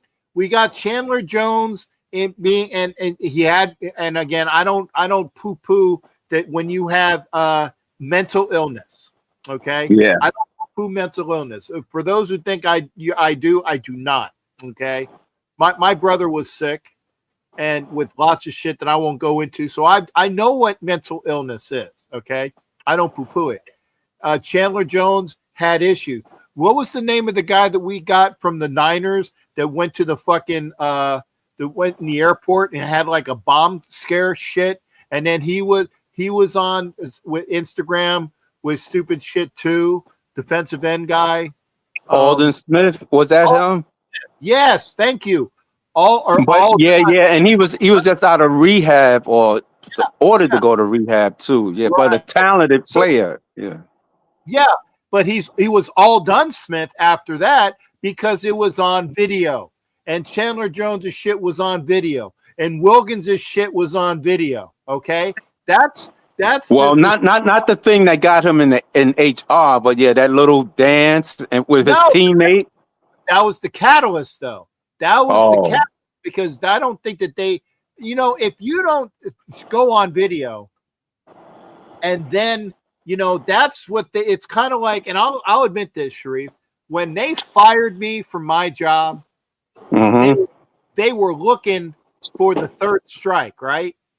And they paperworked me to get to the strike. I had 2 strikes and it was all bullshit. I'm sorry, folks. It's true. They bullshitted me with 2 strikes. And then when I wasn't allowed to take my pain meds and I had to deal with pain and I hope my fucking old supervisor watches this. He doesn't, but fuck him. By the way, fuck you, BK. I'll just say that. He poked the bear. And I was dealing with a lot of pain. And he said something. He's like, well, I don't understand why this is important. I said, well, you know what? I've been doing this fucking job for 38 fucking years. I can tell you it's important. I didn't say fuck you. Right. I dropped like 2 F-bombs rather loud. And as soon as I did that, he turned around and walked away. And I knew that I gave him a strike. And that's what I'm saying. That video of him shaking his ass was what was like a catalyst to let all of the rest of the shit go through. That's what I'm saying. And that's why and like you said, it was that, and then all of a sudden, all the rest of it. Now, Sharif, I would say the Raiders had money before the shit leaked with fuck twat Wilkins, correct? They had money available, right? Yeah, because they signed a bunch of 1-year deals. Now, don't get me to quote the figure, but it doesn't necessarily mean they wanted to spend it or they left money on the table a year ago. Right. When we lost Josh Jacobs. Yeah. And I don't know if Mark's gambling with it or got offshore investments or whatever, but we've been very conservative to a sense with a lot of our acquisitions, 1-year deals. We didn't even pay Spillane, which I think is a mistake, but time will tell. Yeah. When your leading tackler for the last 2 years who played hurt, you certainly can't accuse him of any Christian Wilkins activity. That man went out there with a broken bone, giving us his all, and ended up somewhere else. So, but the optics of it seems weird. I say, wow, it's damn near August, and you're just now extending Colton Miller conveniently and coincidentally after letting Christian Wilkins go and voiding $35 million of his contract. I think maybe what do you call it? The conspiracy theorist. And you're great at conspiracy theories. I'm not saying that in a bad way. I apologize if it comes out negatively. You're great at spinning. I mean, your show is when you do your video, the world according to Sharif, and it's like your good shit, right? You get your cigar out and you're smoking on your cigar and you got the music going, and I love it. I can't watch all of it all the times. I don't got the time, but I do check in, right? So you do your spiel, and then you go, this aha, and it's kind of like the old Jewish guy in the movie, right? It's like aha. But I think that maybe it was a matter of the fact that the Raiders were letting the market set itself, because remember, this guy got signed and that guy got signed, and then they were saying, okay, this is what the market is, and they signed Colton. 3 at 30 or 3 at what? 66, which is 22 a year. Right, 42 guaranteed. Yeah. That's the important one. 42 guaranteed. Okay. But I think they were letting the market set itself. And it just so for the conspiracy theorists in you, which is beautiful, it's like, aha. It happened after, the fucking shit with Wilkins. But it could just have been that they were just letting the market set itself out. And it is convenient that they said, well, we're going to get some of this money back, so we'll do it now. I think it might have been a combination of both, Sharif. I just really do. Well, at least you state it's possible it could be both. Yeah. Neither of us know for sure, because, this is Spytek's first year with us. I think he's our, 6th GM since Al Davis passed, which is staggering when you think about it.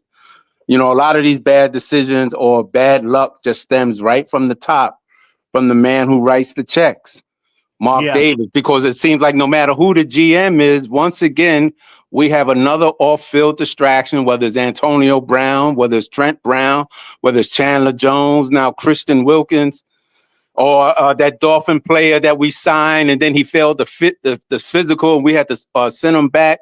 The old lineman, I forget his name, that's going back a few years. Yeah, you can't make this stuff up, but I'm sure you recall it. Yeah, I remember. So I don't remember the name either, but yeah, I remember what you're saying. God damn, the fucking Chargers are going to score again. I know it's fucking bullshit preseason, but I don't like it when the Chargers are winning and they're winning handily. I apologize to you. I just got a little bit on that one. So anyway, but yeah, it is. There's a lot of shit going on. And I do think that it is at least good that, because I wasn't sure whether Colton was going to get extended or not, to be honest. I wasn't. Yes, sure. And I'm sure he had those thoughts.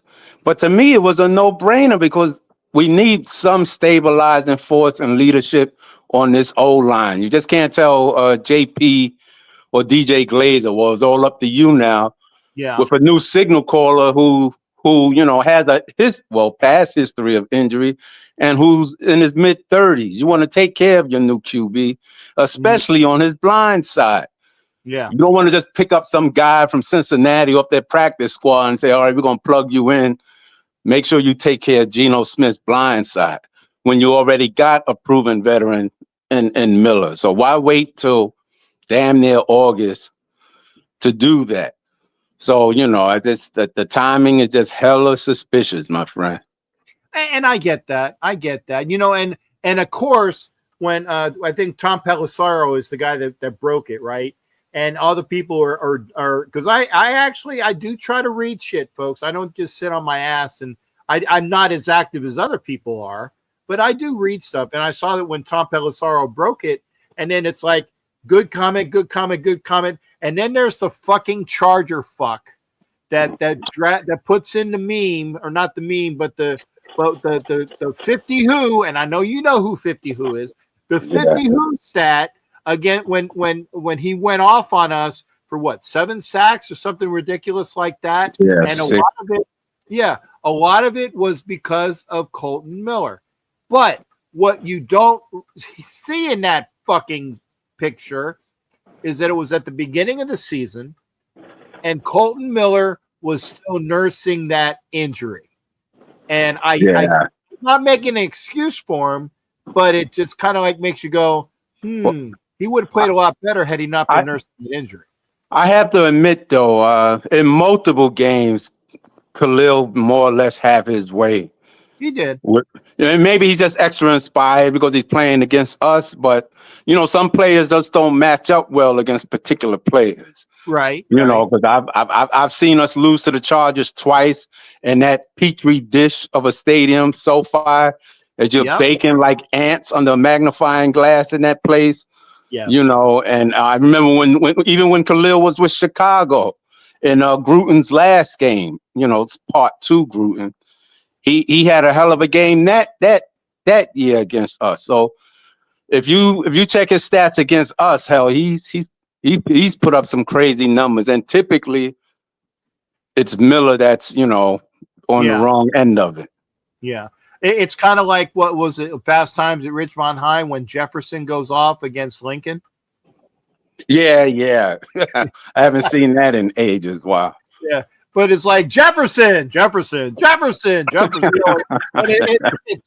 the guy in the offense line, he's shaking because he knows he's going to get his ass kicked. But well, you fuck up my Trans Am too, I'd fucking be pissed off too. But anyway. But anyway, Cap, I got to be out of here. It's always good to touch base. Yeah. Maybe I'll see you in DC. I don't think I'm gonna do the Patriot game. I'll just hold off on that, but I'm feeling pretty good about DC. So we'll talk soon. Yeah, I was gonna say it'll be good to see you in DC. I know that you're going to Denver to see, because there's other activities in Denver that behooves you to go to Denver. You know what I'm talking about. But Absolutely. I will keep you updated on that for sure. Yeah, I'm not going to that game. I'm actually going to freeze in Wisconsin on the Monday after that. Oh, wow. Okay. Yeah. But talk to your source in Denver. It's always good to, make plans for things. All right. We'll do, Cap. We'll talk soon. Thank you, bro. Hey, good. Hey, like I said, be safe. And I mean it, man. If I go to New York, I'm hanging out with you because I know nobody's going to fuck with me when being next to you. There you go. That's Sharif, man. Love Sharif. And Bruce is going to come. Well, not Bruce, but because Bruce, who Bruce is, right? I think so. Yeah. Yeah, great comedian, man. Fucking awesome. Fucking great comedian. Emac, man. Emac, you're wait. Emac, I'm probably not going to be able to get to you tonight. Emac just went into the bullpen or the side thing. I'm just letting you know. Emac, I'm going to be on with Bruce for about 15 minutes, and I'm going to call it a show. So unless Bruce is real short, I'm not going to be on that long, just a couple minutes. I just come up, say hi and stuff. Okay. Then Emac, I was watching the trade. I was watching the trade deadline, but I was watching some of the they're MLB Network people that are now, I guess, on YouTube. They when they do World Series games, they were actually playing them, and they were the actual guys from the Baseball Network.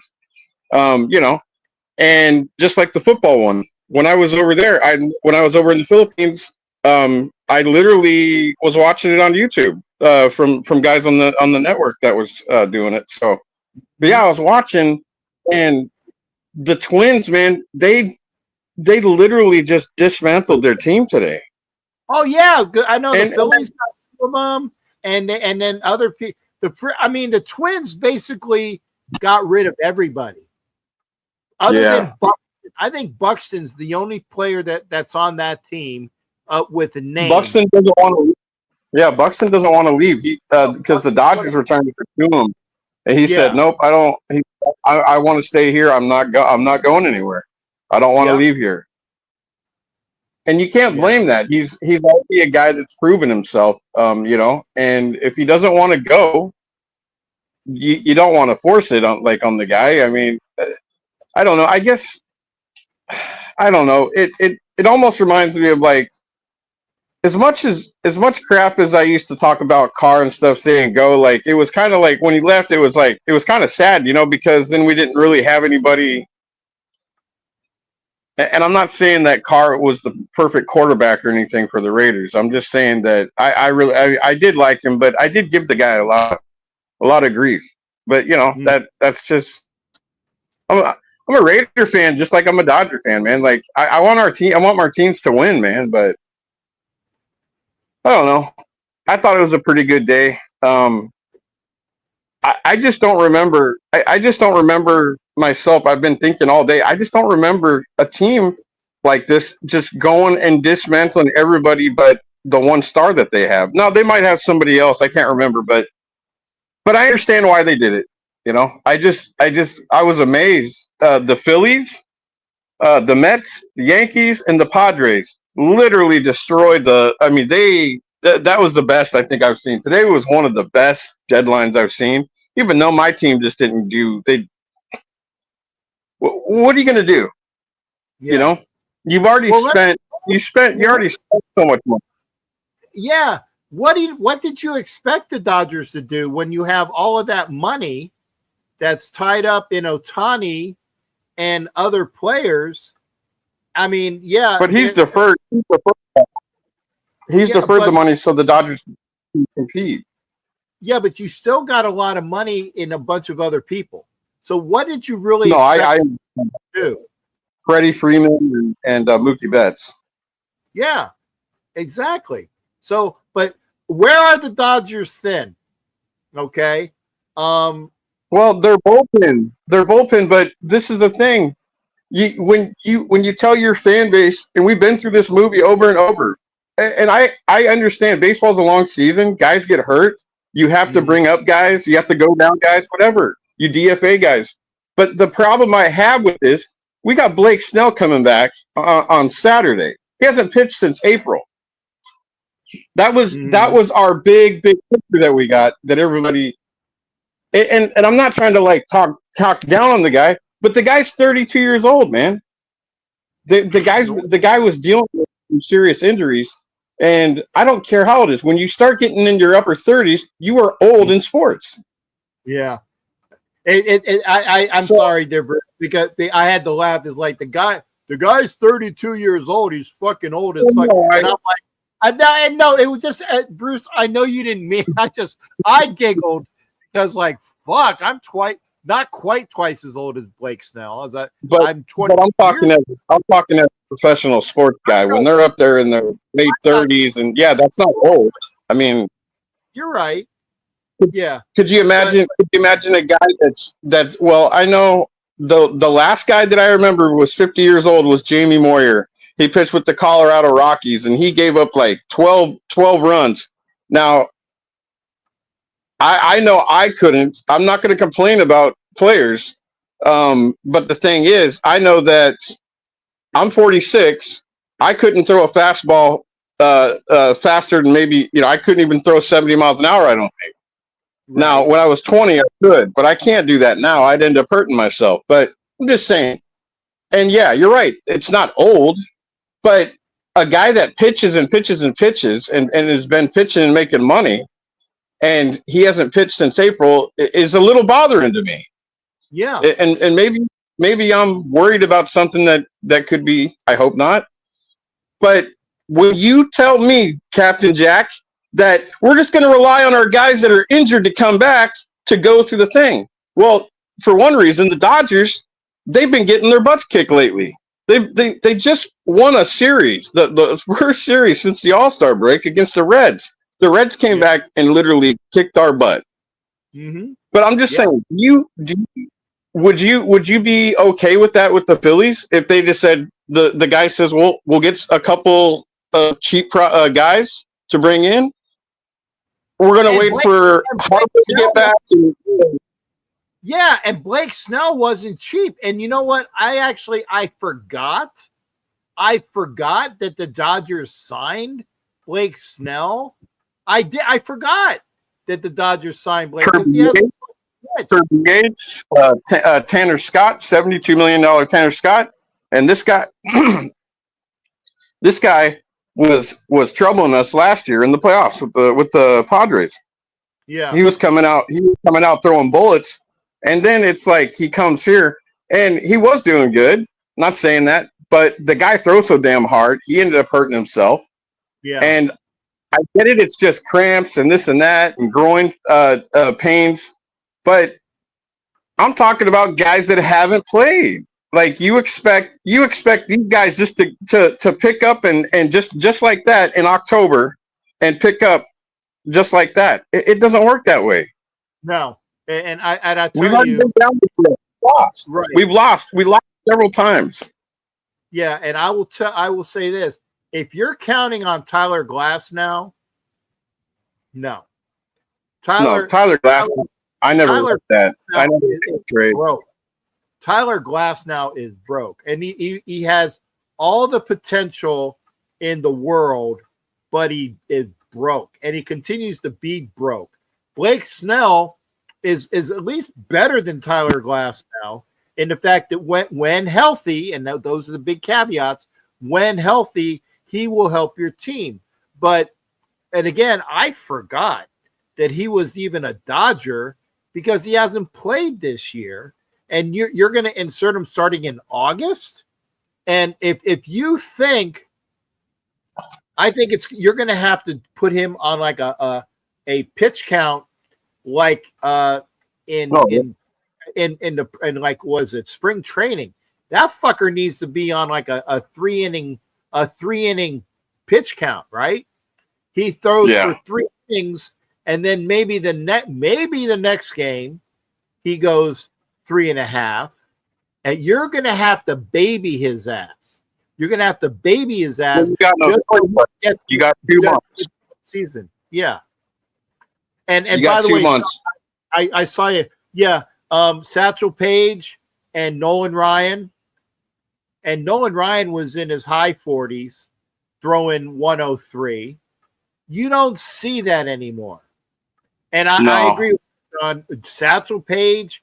And could you imagine how many wins Satchel Paige would have had the color barrier not been pushed off for him for so long? How great of a pitcher Satchel Paige would have been. How great of a pitcher. I'm sorry. How great of a player, and I forget his name, the catcher for the Washington team. That just was beaten, would have beaten the fucking home run record. Josh Gibson, maybe. But yeah, but Satchel Paige doing all that he did, yeah. I mean, you can't. It's different. It's different, man. You can't do this with the.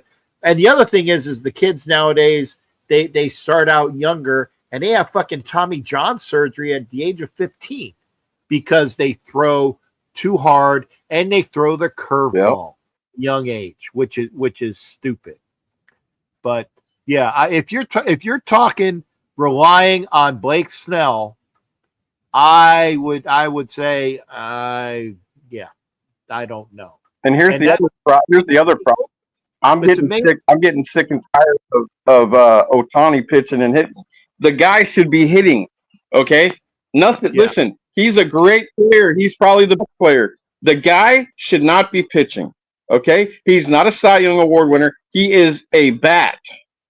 He should be a guy that can DH for you. Okay, if you want to pitch him, all right, pitch him an inning in the late innings if you want to do that. I say no pitch. But no, will the Dodgers ever figure this out? Again, you continue to sit here and wonder why this guy hasn't hit a baseball out or hasn't even got a base hit. Yesterday, he was throwing the not the 4-finger fastball. He was throwing the two whatever it is the 2-finger.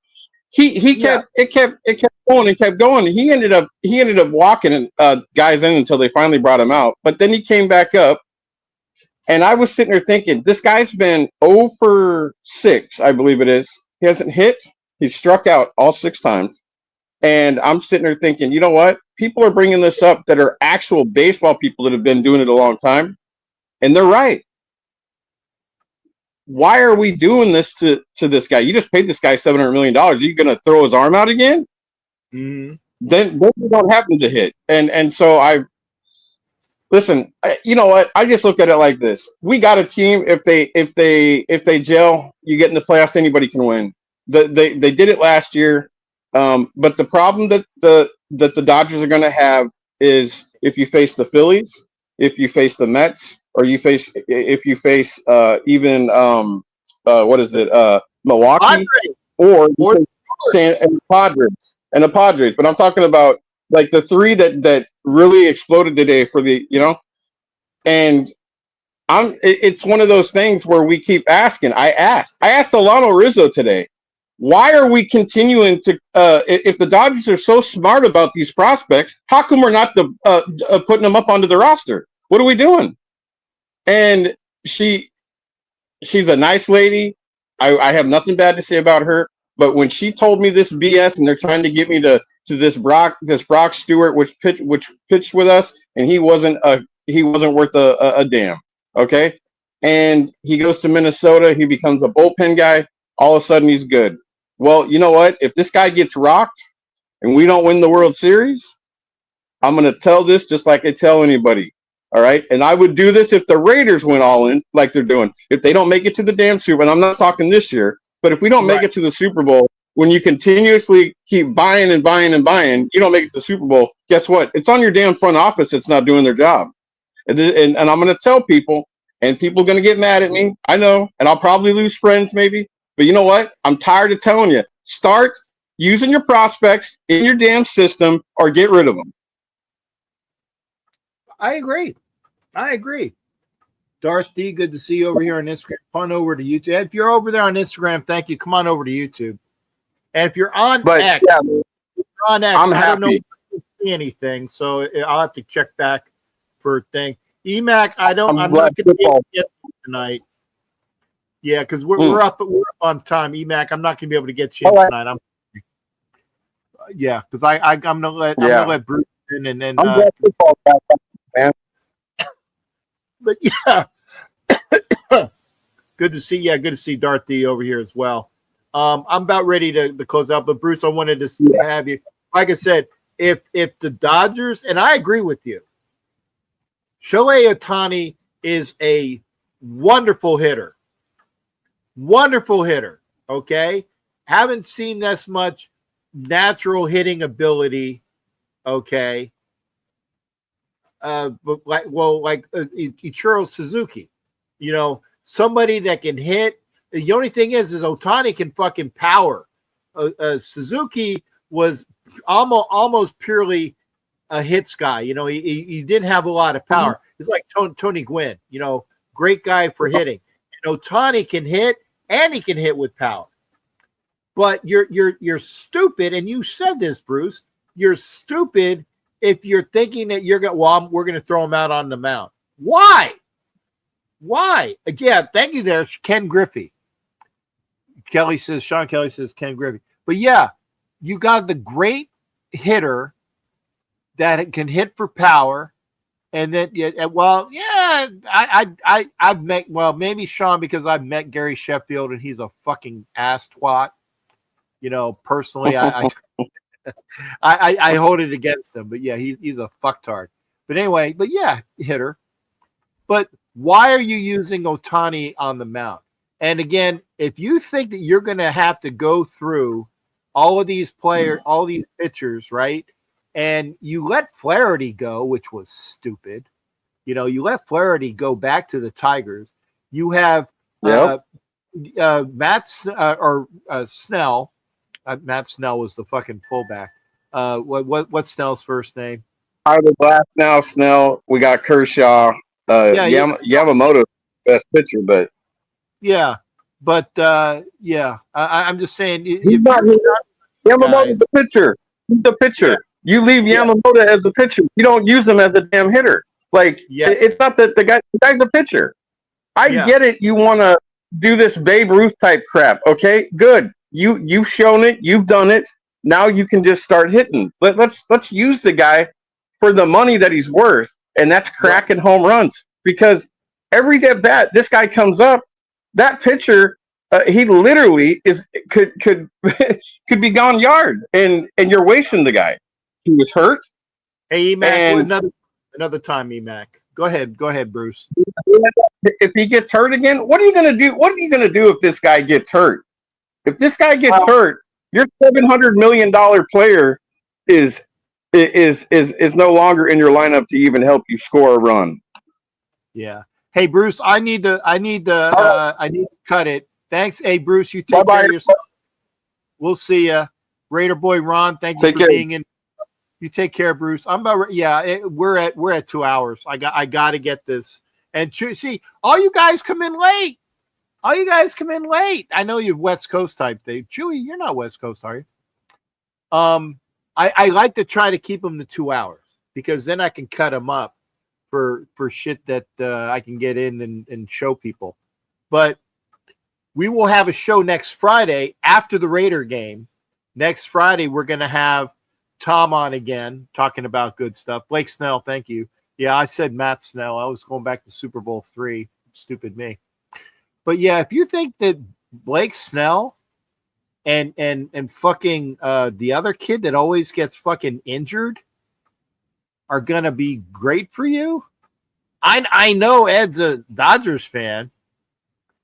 He'll be live at the Niner game. Okay, cool, Chewy. Good though. I'm not. I will be in South Carolina. So y'all take care. Be well. We will see you. What's today? Today's Thursday. Yeah. We'll be here Sunday. Miss Peggy's going to be on with me Wednesday.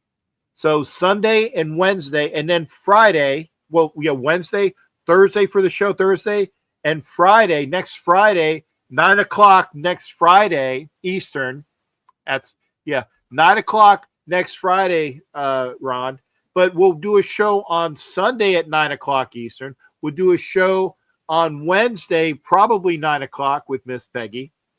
We'll do a show Thursday at 9 o'clock and next Friday at 9 o'clock. So 9 o'clock Eastern, 6 o'clock Pacific.